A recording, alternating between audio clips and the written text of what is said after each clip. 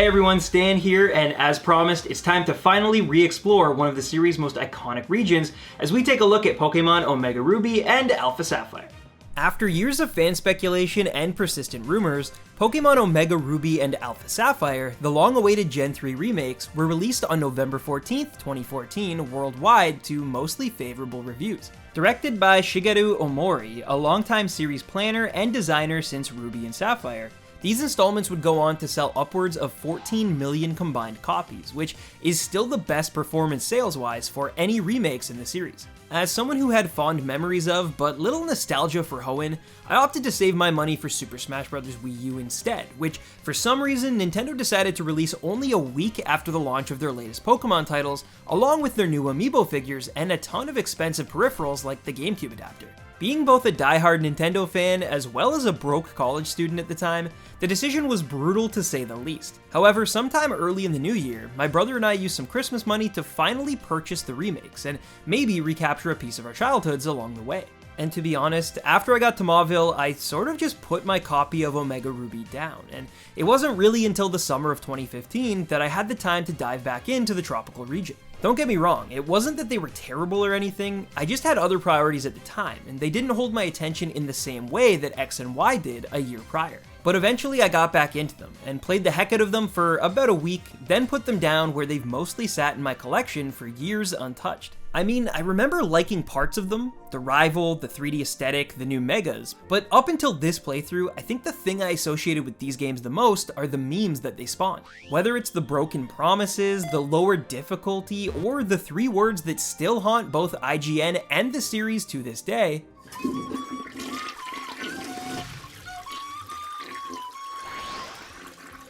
It has a little something for everyone. A massive amount of the community either loathe or are completely indifferent to what the developers did to Hoenn this time around. Of course, given how well they sold, there's also sure to be lots of players who experienced a core Pokemon adventure for the first time with these titles, and likely have nothing but love for them as a result. So are these remakes yet another instance of cutting corners? Did Omori and his team fail to recapture the magic of Hoenn? And is there too much water? Well, choose a bike and break out your old Devon scope as we reveal the good and the bad of Pokemon Omega Ruby and Alpha Sapphire. Right off the bat, similarly to X and Y, you'll be sucked into this new version of Hoenn through the gorgeous visual presentation that's bursting with personality right from the get-go. Utilizing X and Y's engine, the visuals and characters, though still in that sort of stubbier style, look really great here, and there's even some creative design choices like making the gym badges pins that help to distinguish this region's aesthetic from other games in the series, even if it is only a small touch. Actually, I think that despite not having quite as many cinematic cutscenes, that these remakes are arguably prettier than the Kalos games, with some of the most impressive action sequences and gorgeous backdrops produced by Game Freak so far. Many of Hoenn's principal characters were also given makeovers to really help them stand apart, and with the 3DS enabling the developers to bring out the cast's full creative potential, their features and expressions are brought to life with more flair than in the originals, with the reimaginings of Archie, May, and Wallace being my personal favorites. But despite the upgraded visuals getting 2 thumbs up, story-wise, these games are a little more polarizing. See, due to the nature of selling 2 versions, the developers sort of had no choice but to revert back to the narratives told in Ruby and Sapphire, rather than the more streamlined plot presented in Emerald that incorporated both evil organizations and mascot legendaries into the fold. Sure, both Groudon and Kyogre have some wonderful new transformations, dubbed primal reversions, to defeat and capture. And Wally keeps his expanded role, culminating in a glorious battle featuring his Mega Gallade. But it does result in reduced content and a comparatively less epic finale, and I'm sure many fans of Emerald, myself included, would have loved to see Rayquaza discipline its bratty children in glorious 3D. On the other hand, being able to focus on one organization at a time means that the characters and personalities get to shine brighter than ever before, and their motivations make more sense than in the original titles. Well, sort of. Using Aqua as an example, in my Emerald review I criticized Archie and his team for not really having a fully realized plan. Like, yes, I suppose if you sail the 7 seas for a living, enveloping the planet in eternal floods might sound good on paper, I guess, but in reality at no point would anyone want to go through with something so stupid, because, I mean, you're going to drown. But in ORAS, though the plan is fundamentally the same, the motivations behind it are much better realized if left just a bit vague. Essentially, Archie wishes to reawaken Kyogre in the hopes that its overwhelming power will revert the planet back into a primal state, where Pokemon can live in peace away from the tyranny of humans. You see, it seems Archie, like Alder before him, lost a very special Pokemon close to his heart in events that are never really explained. And the emptiness and resentment that he feels has made him want to seek a world where Pokemon can be free of pain, and due to the ancient lore surrounding it, he believes that Kyogre's legendary power is the answer to his prayers. Look, it's not the best driving force for an evil team, and it's essentially just transplanting the schemes and ideals of past criminal leaders like Cyrus and Lysander onto Archie and Maxie. But in my opinion, it does work better here than in the original games due to the charisma dripping seamlessly from many of Magma and Aqua's top dogs, especially Archie, Matt, and Courtney, who are so much fun to interact with. There's even a group of nefarious quintuplets that take you on as though you're having a horde battle, and though it can feel tedious, it helps to break up the monotony. Personality and charm was something I felt was desperately missing from Lysander and Flare in X and Y, and though I still think their goals are a little silly, I appreciate the new life that these organizations and their members were imbued with. In fact, a lot of my biggest gripes surrounding the characters being too flat and forgettable have been rectified in ORAS. Starting with your rival, May and Brendan are treated with so much more respect here. In the original trilogy of games, they start strong but eventually disappear, leaving Wally to pick up the mantle of rival, but here they're practically by your side every step of the way. They show up whenever things get bad, they provide some attitude when you keep one-upping them in their accomplishments, and they're even your final challenge in the main game, as they propose a battle once you return home after beating the Pokemon League. They're just so much better here, and I love the sort of passive-aggressive way they say mean or subtractive things about themselves, only to take it back or play it off like a bad joke in a way that makes them feel more human. And towards the end of the game, there's also what seems to be an insinuated budding romance between the player character and their rival, which, like the Shauna scene in X and Y, doesn't really amount to much, but it's a fun way of adding some emotion and depth to the relationship without betraying the things that make the characters true to themselves. But it's not just May and Brendan who get expanded roles, as everyone from the gym leaders to the champion and even your parents get so much more to do as you progress through the region. Wallace is given more backstory as part of an ancient people who guard the Sky Pillar, and he feels much more hands-on during the climax and within the postgame. Also, the relationship between the player and their dad and gym leader Norman is given a lot more room to breathe, and you can really feel his conflicted pride shining through his cold exterior. And there's even a few brand new characters who all add something to your adventure. These fresh faces include Alicia, the rising superstar competing in the region's contest spectaculars, Arun, your sensei in all things regarding super secret bases, and finally Zinnia, a mysterious thief who confounds Hoenn's top minds as she prepares to summon Rayquaza during the events of the postgame. And speaking of top minds, in this adventure Steven is more integral to the story than any other character aside from the protagonist. This stone-loving socialite is once again made the definitive champion of Hoenn, retaking his throne from Wallace, who occupied the seat in Emerald, and he pops up throughout your adventure more times than a Wingull on the high seas. Through him, we're introduced to the new version of Hoenn, and its deep in lore surrounding all things primal reversion and mega evolution, which is a concept you'll be very familiar with if you played through X and Y. Actually, Mega Evolution plays a massive role within the campaign, and with 18 brand new forms to discover, including power-ups for all 3 Hoenn starters, you'll be hard-pressed to utilize them all. And to better showcase this gimmick, these remakes decide to just give you Latios or Latios around the halfway mark in order to get players more familiarized with both the aforementioned form of evolution, as well as the new soar mechanic. I'm not saying this choice was the wisest. I mean, technically they could have given players a Mega Pidgeot or something, but Soar is a solid addition that allows for not only a more creative way of travel, but also a few secret areas and legendary Pokemon that can be accessed once you meet specific requirements. And being so iconic, especially in terms of Gen 3 recognition, these Psychic Dragon types made the most sense as poster children for the new features. And as it should be, it's Gen 3 that gets an overwhelming amount of the Mega love here, though Kanto also fares pretty well. Again.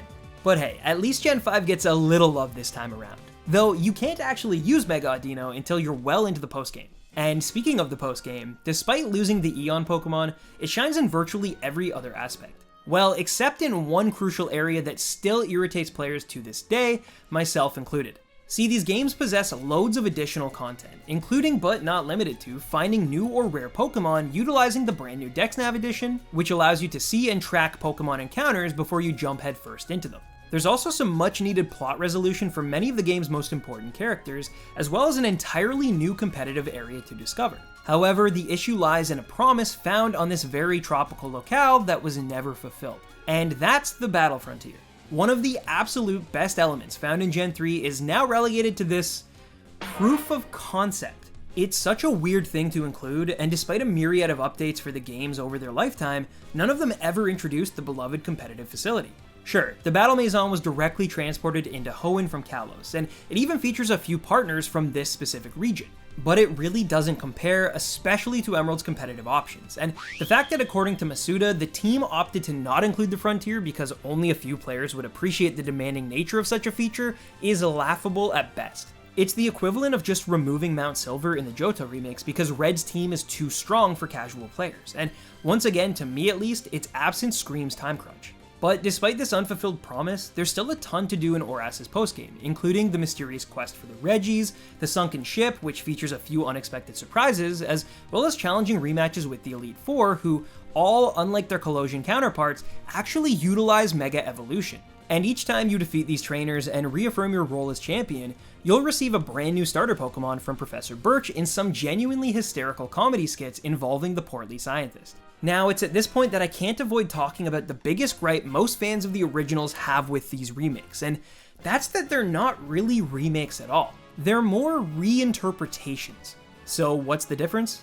Well, Fire Red and Leaf Green, as well as Heart Gold and Soul Silver, were remakes. Yes, visually and mechanically they were adjusted to fit in with the aesthetics and gameplays of modern generations, but aside from a few changes to make things simpler and better, plot-wise they remained the same faithful adventures with a new coat of paint. Of course, once you got into the post-game, there were tons of new locations and additive features to discover, but the main campaigns avoided that kind of stuff to preserve the nostalgia of older players and provide new ones with an authentic experience akin to the originals. However, in comparison, Omega Ruby and Alpha Sapphire not only filter the original title's visuals and mechanics through Generation 6's engine, but also its story.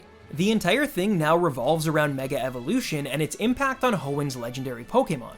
And once they're captured, the entire region is imbued with energy that allows for newer species of Pokemon to be discovered and fought, which is extremely off base from what transpired in Ruby, Sapphire, and Emerald. Now, if all of this took place within the post-game, this wouldn't be a problem. In fact, it'd probably be welcomed. But the issue is that your campaign isn't even over yet, and now trainers in Victory Road and even the Pokemon League itself start using creatures from Gens 4 through 6, and it sort of feels wrong.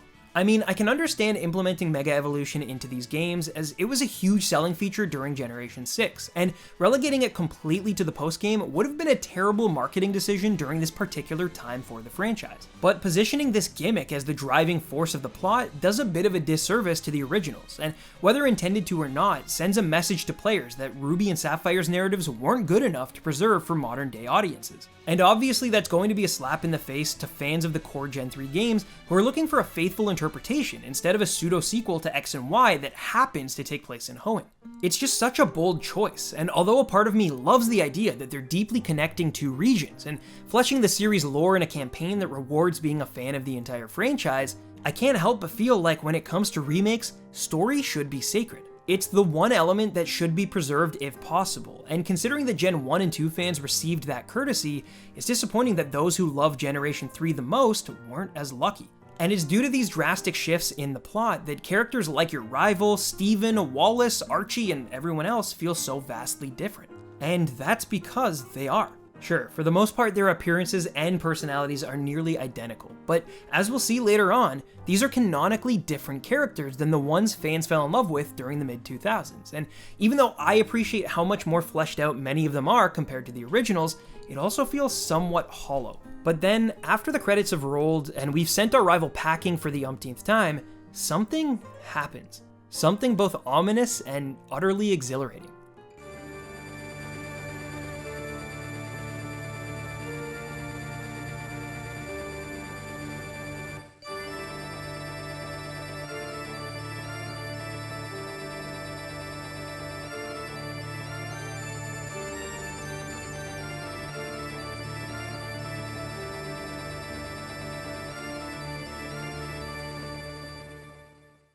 The Delta episode is, to put it bluntly, the biggest example of fan service in a Pokemon game that I have ever seen, and damn if I couldn't get to it fast enough. Actually, in a lot of ways, this post-game Rayquaza-centric piece of content is similar to the Looker missions found in Kalos. Except this time it actually incentivizes the player after each chapter. Whether it's providing the player with a deeper lore for the region, adding some finality to many of the characters' backstories, or allowing players to catch some seriously powerful Pokemon as rewards for their time spent, this brand new chapter in the Hoenn saga really felt like a love letter to fans of the entire series, and it also acts as somewhat of a bookend to what we learned throughout the events of X and Y.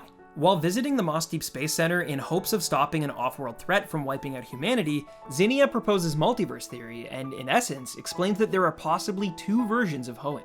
The first is the one we're currently in, which was altered forever when AZ used the ultimate weapon 3,000 years ago and brought Mega Evolution into the world, and a second where none of that ever happened. It's even implied throughout this saga that AZ visited the region a long time ago and witnessed Rayquaza Mega Evolve in order to quell Primal Kyogre and Groudon's destructive ways. It's also acknowledged that the energy derived from using the weapon is what led to the Devon Corporation growing so big in this timeline, as they managed to harness the properties found within Mega Evolution to create a new type of energy source that's propelled the world into a more technologically advanced state. This revelation explains why Mauville is now a bustling electric wonderland, and how the Space Center is able to send a literal child outside of the Earth's orbit with zero worry or concern about their safety. And it also, of course, further unifies the two regions explored throughout Generation 6. So yeah, basically all of the events that take place during and after X and Y occur on a specific branch of the Pokemon timeline where Mega Evolution is a thing.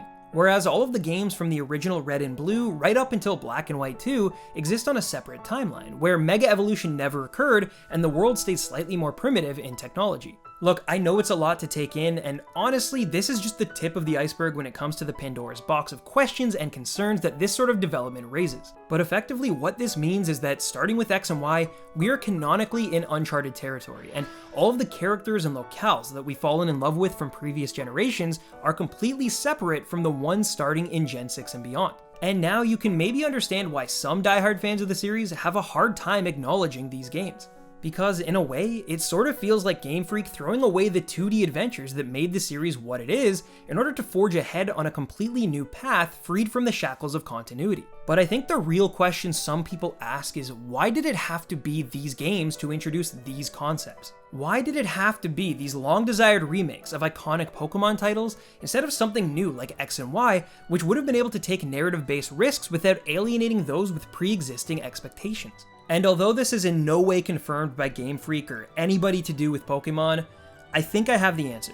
It's during the conclusion of the Delta episode that we're able to watch as Zinnia and her granny have a heart-to-heart, wherein the esteemed elder tells the Dragon Warrior to let go of her burdens and that everything must eventually end in order to make way for new beginnings. And it's my belief that this short conversation has a bit of a meta quality, in that it's essentially Omori using his characters to thank Junichi Masuda for all of his hard work over the previous generations. Remember, this is a man who, for better or worse, took over development of the series during its arguably lowest point, at least from a popularity perspective, and then went on to produce some of the absolute best games in not only the franchise, but the entire RPG genre. And it's important because these are remakes of Ruby and Sapphire, the first games Masuda worked on as a director, effectively bookending his leadership role within the series.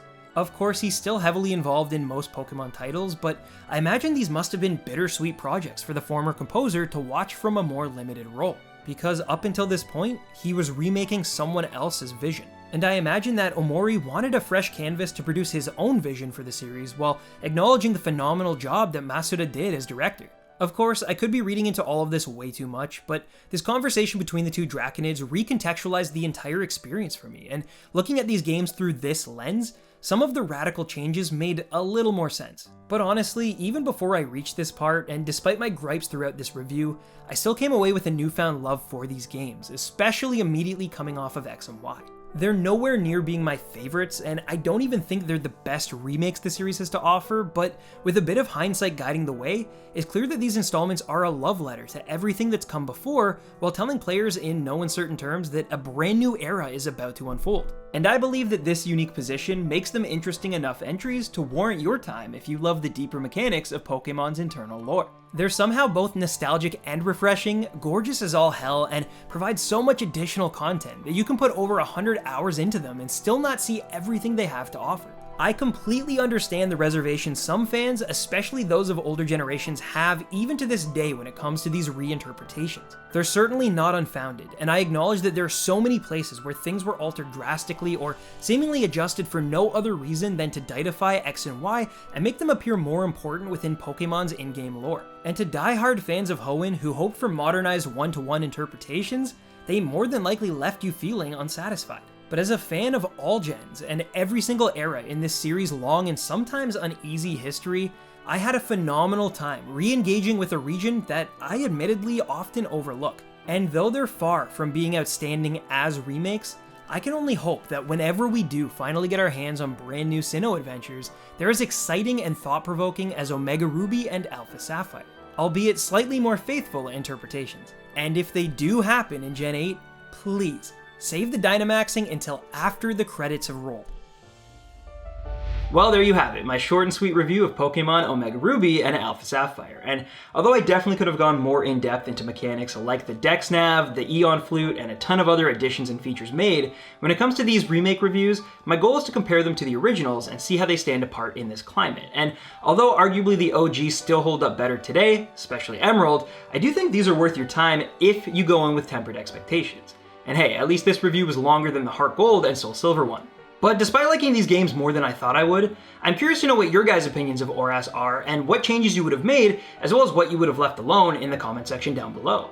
As always, please consider hitting that like button as it helps the channel a lot, hit that subscribe button and ring that bell if you want more Random 10's goodness in your life, and I guess the only thing left to say is the Gen 7 review is being worked on, and it will hopefully launch sometime towards the end of this year.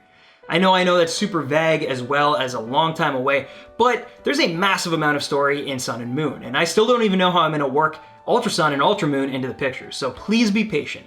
But the good news is there is going to be another new Pokemon-centric countdown on the channel for the first time in a very long time, going up in about 2 to 3 weeks, so please look forward to that. Thank you for watching this video, and as always, happy hunting, baby rhinos. Peace. As always, I want to give a Kyogre-sized shout out to my various sponsors, who help keep me motivated to make content for everybody. I couldn't make any of this happen without each and every one of you, and I recognize how fortunate I am that you've stuck by me all of this time. You guys are absolute rock stars, and I'll hopefully see you in the next video.